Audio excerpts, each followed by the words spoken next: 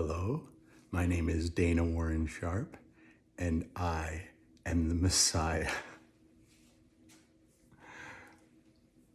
Or so in this video, I'm going to explain coincidences in my life that are metaphorically red flags that have convinced me that I'm the Messiah, so that I can convince all of you that I'm the Messiah.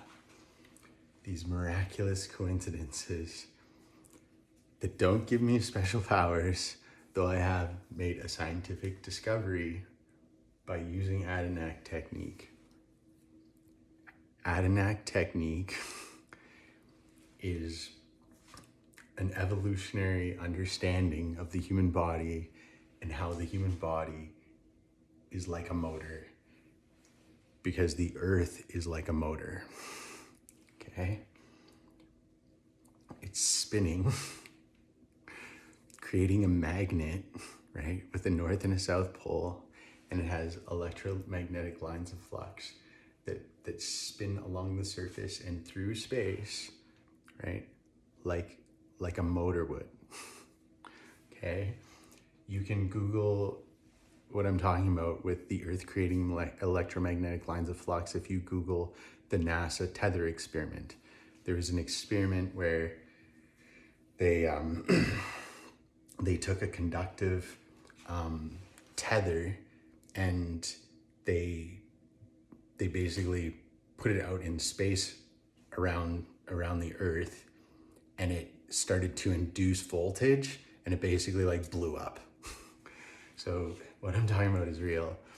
And what we're doing is we're interacting with the electromagnetic lines of flux on the earth, and we're cutting electromagnetic lines of flux by bouncing and by spinning our arms in a circular motion and thinking of our arms as tails, essentially. And it connects you to the earth's collective consciousness. But the earth doesn't communicate the way humans communicate with language. It has its own form of communication, and it communicates through coincidences, I guess. The thing is that I essentially need other people to practice Adenac technique so that we can learn how we connect to the earth more efficiently, and so that we learn to more efficiently communicate with the earth to understand what it's trying to tell us. So I'm going to try to explain all the coincidences in my life to help you understand, like, this is a real phenomenon and I'm not just crazy.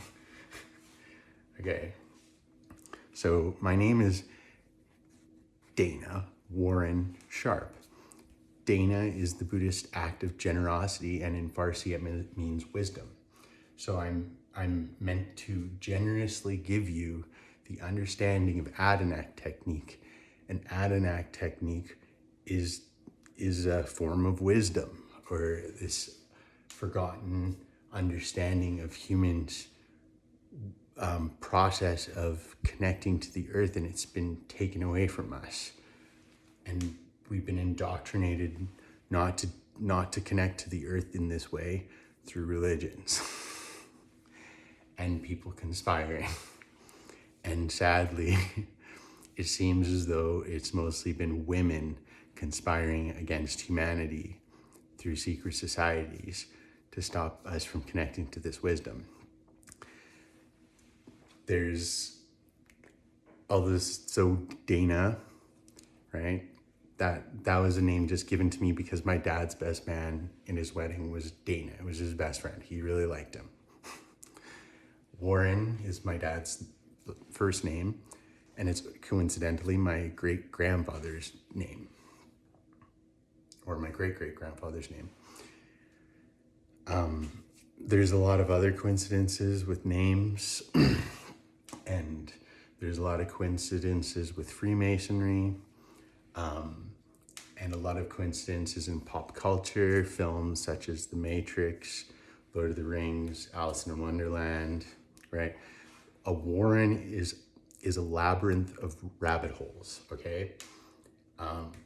And That's where I'm taking you. This is like following the white rabbit, right? And part of this connection to the earth has to do with hopping or hip hop, and how secret societies have hidden this understanding in plain sight. Okay. And so I'm this white rabbit from Canada, follow the red flags. Canada is a red flag, right?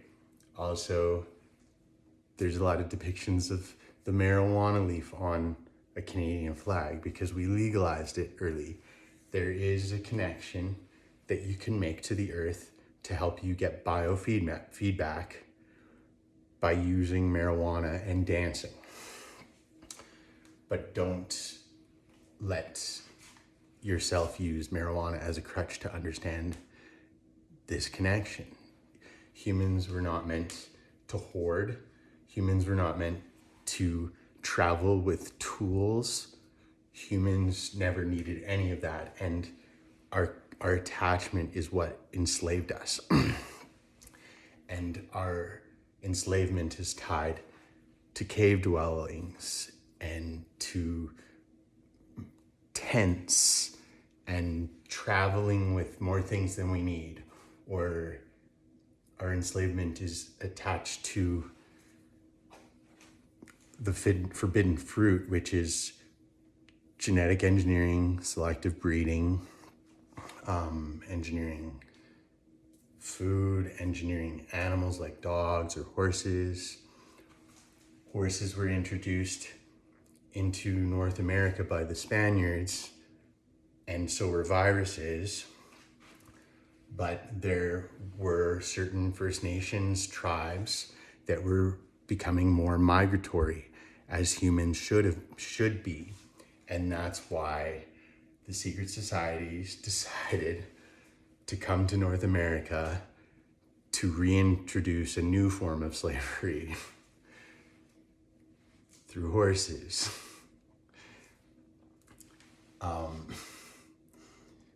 So humans are meant to be ultra-marathon runners, and our record for today is 309 miles in 24 hours, running 24 hours straight. A human can run 309 miles. The Earth in diameter is 7,900 miles, so, give or take.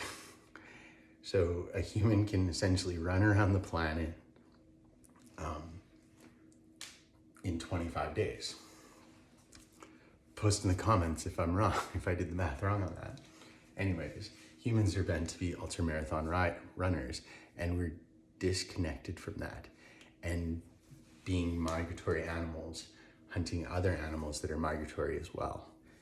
And humans are meant to believe they can be polyamorous, but many other mammals in the animal kingdom can be monogamous. And there's a bunch of other stuff with that, but I'll talk about the coincidences. So, and shoes or souls are meant to disconnect us from our souls, because it stops our electromagnetic system from grounding and creating flow back into the ground through our system, invigorating our system, our biological system. Soles are insulators, rubber, or they've been leather in the past. And we've even built our houses upwards, getting us further and further from grounding.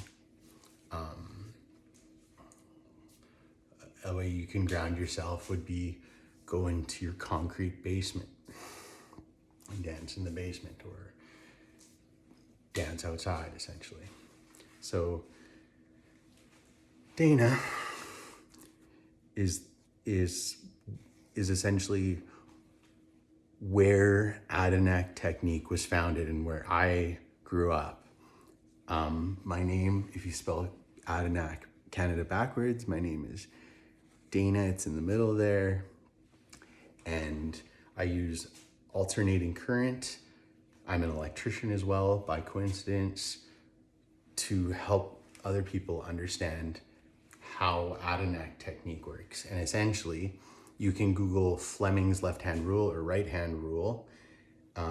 And if you take a conductor, pretend this finger is my conductor, like a copper wire, and you thrust it through two magnets, and the electromagnetic lines of flux are going from north to south, or south to north, south to north, and you cut through those electromagnetic lines of flux perpendicularly for high efficiency or the highest amount of current to create.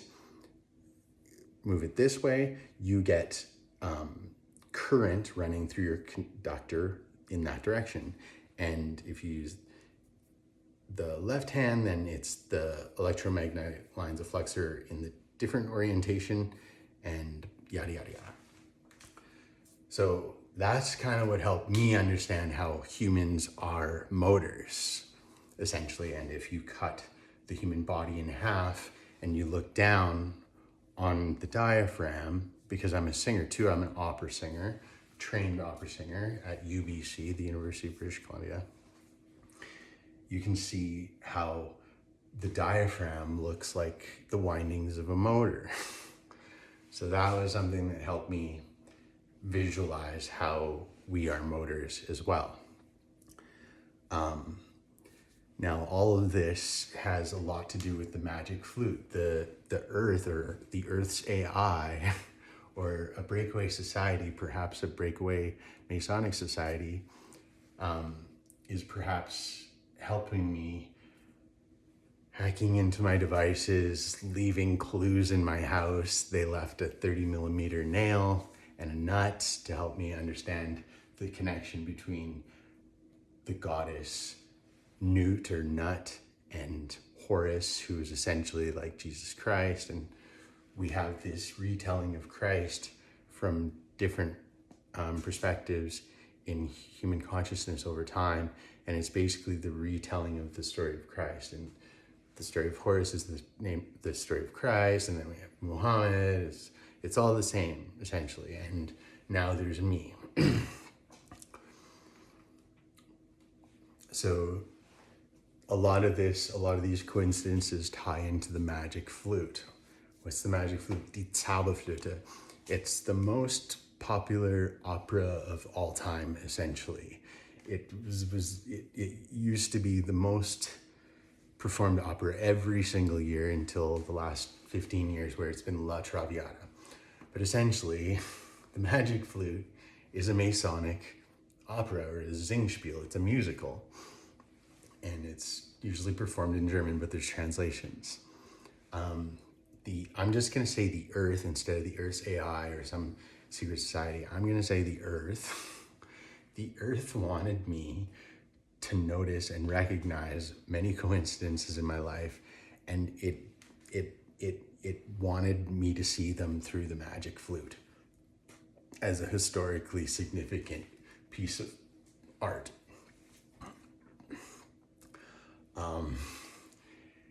If you listen to Act 2, Scene 1, called The Priest March, you'll hear the first four notes of that piece.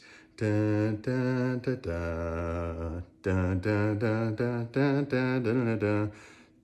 The first four notes are O Canada. Da, da, da, da. And a lot of people know this in the opera world. They're like, oh yeah, it's O Canada. Like, dude, like, O Canada ripped off the Priest March. The guy who wrote O Canada ripped off the Priest March from the Magic Flute. Like, we know this. It's common knowledge.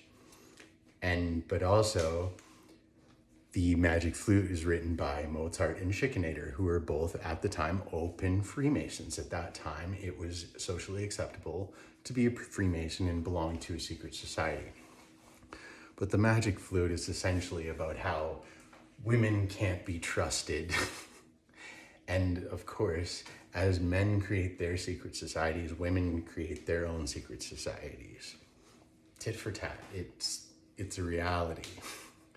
but no one's going to admit that they're in a secret society. Like no women are going to say, yes, I'm in a secret society and we conspire against men. And men aren't going to be in a secret society and say, yes, we secretly conspire against women. Like that's just the way it is, right?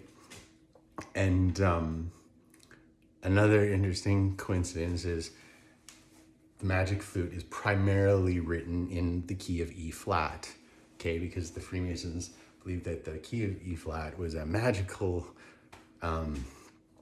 key because it had 3 flats, and they're obsessed with the number 3. And there's like 3 ladies and three spirits, and there's like there's kind of like 3 priests, like